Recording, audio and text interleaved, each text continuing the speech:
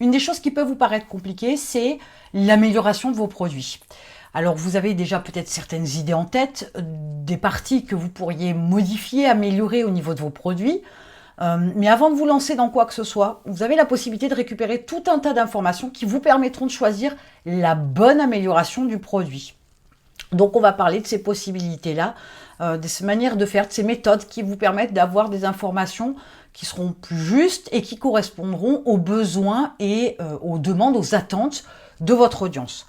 Donc première des choses, bien évidemment, vous allez travailler à lister les éventuelles modifications, améliorations que vous pourriez faire sur votre produit.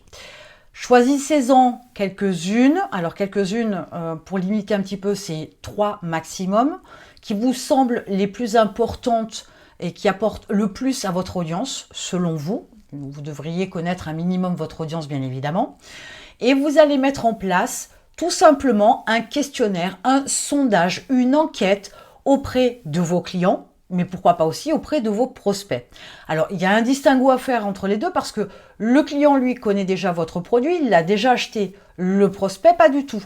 Mais pour autant, il peut déjà avoir une idée de ses besoins, de ses attentes, de ce qu'il recherche. Et peut-être que effectivement, dans ses attentes, il ne trouve pas cette fonctionnalité, cette caractéristique-là dans votre produit. Donc c'est peut-être pour ça qu'il n'achète pas non plus. Cette enquête-là va tourner autour de ces améliorations sans les nommer en précision, en indiquant vraiment que c'est une amélioration qui va être apportée au produit, mais en essayant un petit peu de tourner autour du pot pour voir si il y a un intérêt, pour voir s'ils émettent l'avantage qu'ils en retireraient si jamais vous aviez cette amélioration-là sur votre produit, etc., etc. Donc là, vous allez avoir directement l'expression des besoins et des attentes de votre audience.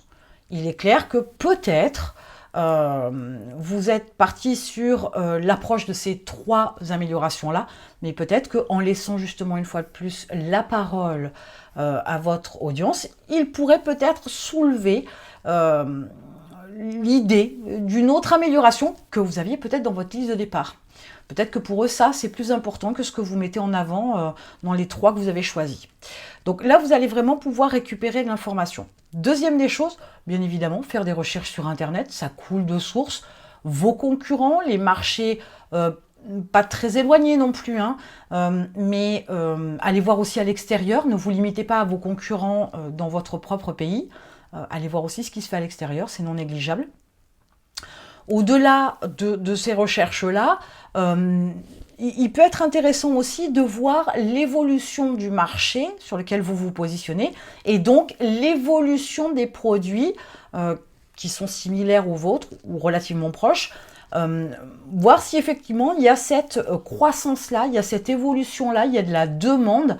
Parce qu'effectivement, si les innovations ne sont pas énormes et en quantité, etc., et vraiment en modification importante, peut-être que le produit ne nécessite pas tant que ça une transformation profonde, mais peut-être de légères modifications pour pouvoir s'améliorer.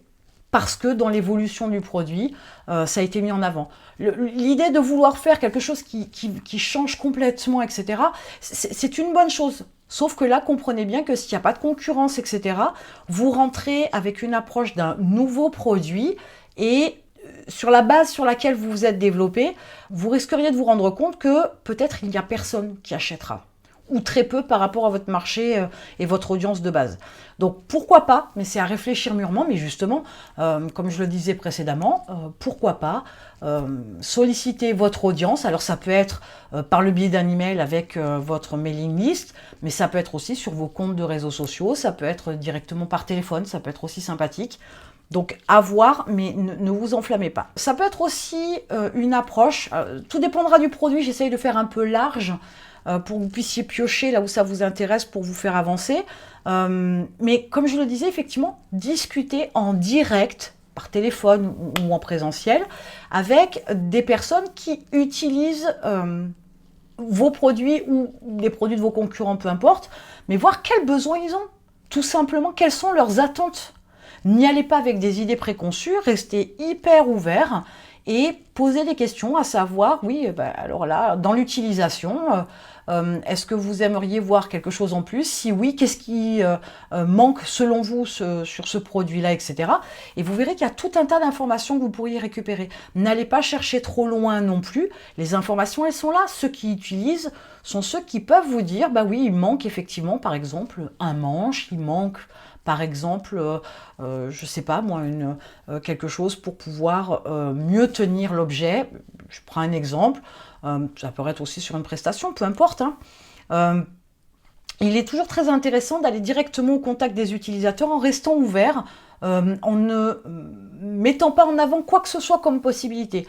Faire remonter les informations, à savoir comment ils utilisent le produit et qu'est-ce qui les gêne, qu'est-ce qui les dérange, qu'est-ce qui manque pour pouvoir améliorer votre produit. Ça, c'est aussi bien que de leur suggérer 3 améliorations, hein, parce que si vous ne trouvez pas preneur, vous repartez de zéro avec une enquête à nouveau, et vous ne pourriez pas envoyer 10 enquêtes sur un mois pour voir ce qui match et ce qui ne matche pas, hein. Donc ça peut être aussi une approche qui va directement vous permettre de vous donner des améliorations très précises des attentes de votre audience. Donc n'hésitez pas, c'est toujours intéressant. Il y a plein de solutions, il y a plein de moyens de le faire, mais c'est surtout, l'idée c'est de leur laisser la parole, une fois de plus, hein, vraiment de mettre le doigt sur qu'est-ce qui vous manque à l'utilisation. Qu'est-ce qui pourrait être ajouté qui ferait que l'utilisation serait encore plus agréable, plus facile, plus pratique. Aussi simplement que ça, n'allez pas chercher très loin. Donc l'amélioration d'un produit, c'est pas quelque chose sur lequel vous devez vous lancer comme un fou, c'est pas quelque chose que vous devriez faire constamment tous les mois non plus, hein, faut pas exagérer. Par contre, oui, effectivement, on peut avoir des modifications, des améliorations mineures, comme la qualité de certains composants que vous utilisez, etc.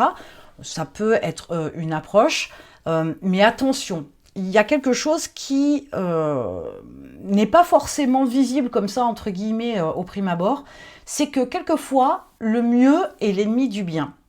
À force d'innover, d'améliorer, etc., peut-être qu'à un moment donné, vous allez justement sortir de votre marché, entre guillemets, enfin de votre audience, parce que vous êtes allé trop loin. Parce que vous avez pensé que c'était mieux. Mais mieux pour vous n'est pas forcément mieux pour votre audience. Donc il faut vraiment faire le distinguo entre les deux et pas partir dans tout et n'importe quoi. Autre chose, autre conseil. On ne fait pas de l'amélioration sur un produit qui est moyen. Je m'explique. Si vous vendez très très peu, certes il faut trouver le bon concept, etc., du produit, de la prestation, etc. Sauf que si vous avez un produit de base de moyenne qualité, faire de l'amélioration par-dessus, ça ne vous donnera pas de bons résultats. Il faut toujours penser à d'abord améliorer les bases avant d'y rajouter des couches d'amélioration. Restez d'abord concentré sur la base pour qu'elle soit, par exemple pour une prestation de service, hein, pour que la base soit de meilleure qualité dans le rendu de la prestation, plutôt que d'essayer d'ajouter des options, des services supplémentaires, etc. Si on a une base, je vous dis, de moyenne qualité, à ajouter des options et des choses comme ça, fera que de toute façon, la base est de mauvaise qualité. Donc le reste sera à même hauteur. Donc restez vraiment concentré sur améliorer d'abord la base et ensuite ajouter des options, des améliorations, des modifications de meilleure qualité, etc. Mais si c'est un peu comme une maison, hein, si les fondations sont déjà de mauvaise qualité et un peu bancales, le reste de la maison sera un peu bancal. Voilà, donc on aura du mal à rectifier le tir, à la stabiliser, etc. Voilà pour l'approche de l'amélioration des produits. Alors on est sur une approche très simplifiée, il ne faut pas non plus faire des nœuds au cerveau. Suivant, je vous dis, si c'est un produit physique ou une prestation, l'approche ne sera pas la même. Mais n'oubliez pas que vous êtes peut-être le vendeur, mais vous n'êtes pas forcément l'utilisateur. Et même si vous l'étiez utilisateur, votre avis serait partial parce que vous êtes aussi le vendeur. Vous ne pouvez pas être impartial, vous ne pouvez pas faire partie des deux camps, entre guillemets, et avoir cette capacité à avoir du recul, etc. Enfin, du moins pas sur une entité qui est au démarrage, ou une entité qui a déjà quelques années, mais qui n'a pas vraiment explosé. Parce que vous êtes encore dedans, vous êtes dans l'émotionnel, vous êtes dans je fais cette approche-là, cette amélioration-là, Parce que je sais, ben non, vous ne savez pas forcément, c'est pas vous qui savez, c'est ceux qui l'utilisent. Il ne faut pas se tromper. Je vous laisse trouver en description un lien vers le programme de la gestion du temps pour que vous puissiez optimiser votre temps et gagner des heures et des heures chaque semaine en supprimant tout ce qui n'a aucune importance pour votre entreprise. Et Dieu sait qu'il y a beaucoup d'actions que vous avez qui ne vous servent strictement à rien. C'est dans votre tête que vous pensez que c'est utile alors qu'en fait ça l'est absolument pas. Et puis je vous laisse cliquer dessus, puis on se retrouve de l'autre côté.